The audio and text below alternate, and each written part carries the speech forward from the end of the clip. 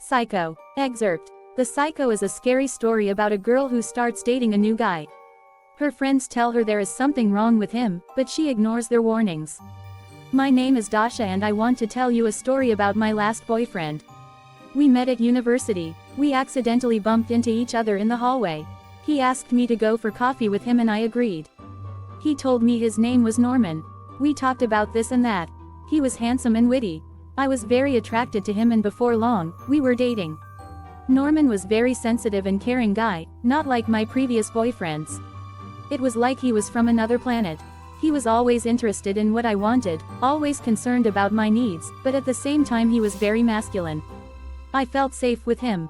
Everything was fine at first. It was my friend's birthday and our whole group gathered in a bar to celebrate.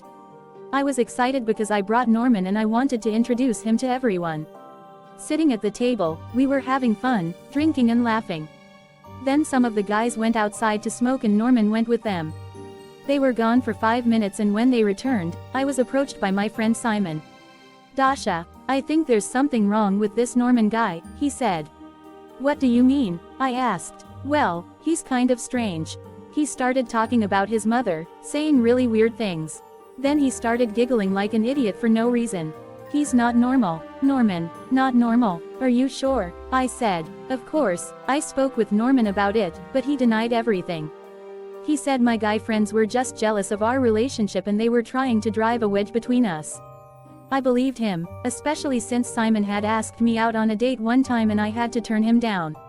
It was possible that he just wanted to turn me against Norman and get rid of his competition. But the more time I spent with Norman, the more I started to notice some strange behavior. Sometimes, he would get a faraway look in his eyes and go silent for a few minutes. Then he would start talking again as if nothing had happened. And he began to call me, Mommy. I put up with his little eccentricities, because everything else in the relationship was wonderful. And then something happened. It was like a bolt from the blue. One day, he kidnapped me. We at my house and my parents were out. I went upstairs to get something. All of a sudden, I felt him grab me from behind and he put a handkerchief over my nose and mouth. It was soaked in some kind of chemical and within seconds, I blacked out. When I woke up, I was in some shabby apartment with a dirty rag stuffed in my mouth. My arms and legs were tied to the bed and I had a terrible headache. Norman came in. He put his finger to his lips and pulled the rag from my mouth. I immediately screamed and Norman slapped me across the face really hard. "Don't you dare cry," he growled. "My mother never cried, okay?" He untied my hands and gave me a withering look.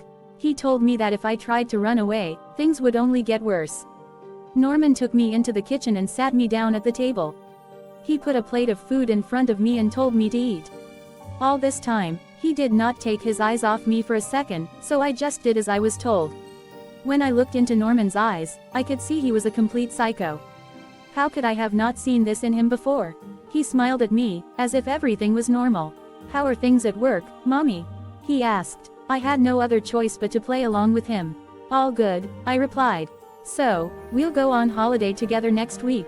"Of course," I mumbled. "Oh, by the way, someone told me you have a new man in your life, Mommy." "That's not true, is it? You wouldn't do that to me, would you, Mommy?" I saw how angrily he was staring at me. "No," I replied. "Well, I knew it wasn't true," he grinned. "We don't need anybody else. We're happy together, just me and you." After I finished eating, he took me into the bedroom and forced me onto the bed. He tied my hands, put a gag in my mouth and left. This was how my nightmare began. Sometimes Norman remained with me for a long time, telling me how things were going in college. He always called me, Mom, or Mommy. I went along with it, because I was afraid of what he might do if I resisted. If I made one mistake, he would beat me terribly. I was stuck in that dingy apartment for 6 whole days. My room was always locked and there was no clock, so I had to guess what time it was. Norman would come and go. I don't know where he got the money, but he always brought me food and sweets. He said, "I love my mother and I want to make her happy." A boy's best friend is his mother. I knew that this couldn't go on. My parents and my friends were probably worried sick. I wondered if they had contacted the police already. I wondered if anyone was looking for me. One time, I tried to reason with him. I tried to explain that I was not his mother and he needed to let me go, but he beat me again like crazy. On the 6th day, Norman woke me up as usual and told me he was going out to buy us breakfast. I heard the front door close and I started trying to free myself. I felt that I could move my right hand a little. The ropes were not very tight. It took about 20 minutes, but I managed to work it free. I quickly untied myself and rushed to the door, but of course, I was firmly locked. I looked out the window. I was on the 5th floor. I grabbed a chair and threw it at the window. With a loud crash, the glass broke and the chair landed on the pavement outside, almost hitting some passers-by. Leaning out the window, I screamed at the top of my lungs, "Help me! He's going to kill me! Help! He's a psycho!" And then I saw him. Norman was standing in the street with a bag in his hand, glaring up at me. By the look in his eyes, I knew the only thing he wanted now was to kill me. People were gathering under the window, so my crazy boyfriend just turned and ran off. 10 minutes later, a police car arrived. The officers broke down the door and rescued me. I will never forget the look in my parents' eyes when they took me home. I spent the rest of the night weeping uncontrollably. It turned out that the police were already looking for Norman. He was on the run from the authorities long before he met me. He was wanted for a double murder. His name wasn't even Norman, it was Ed, and he was actually 30 years old. He had a history of mental illness and had been in and out of insane asylums for most of his life. 2 years before, he had been living with his mother. He was completely obsessed with her. His mother was dating a man and she brought him home with her one night. When Norman caught them together, he flew into a violent rage.